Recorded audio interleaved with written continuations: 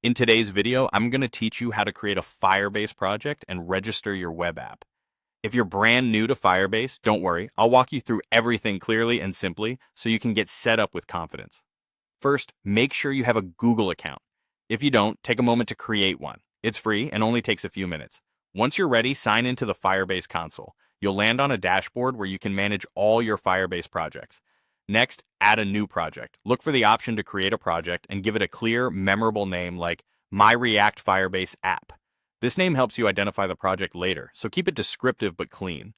In most cases, the default settings are fine. You might see a prompt about enabling Google Analytics for this project. Analytics is optional. If you want insights into user behavior and events later on, go ahead and enable it. If you're just testing or prefer to keep things simple, you can skip it for now. If you do enable it, you may be asked to select or create an analytics account and confirm a data location. Review the settings, then continue. Now follow the prompts to create the project. Firebase will set everything up behind the scenes. This may take a short moment, so be patient. When it's done, you'll see a confirmation and a button to continue into your new project.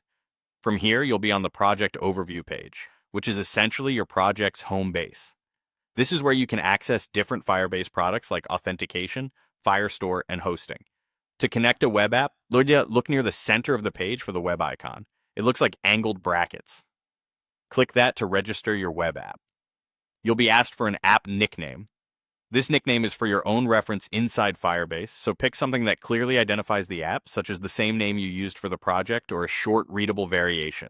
Don't worry, this nickname doesn't have to match any domain or code name, and you can keep it simple. Once you've entered the nickname, click Register App. That's it for the setup in this video.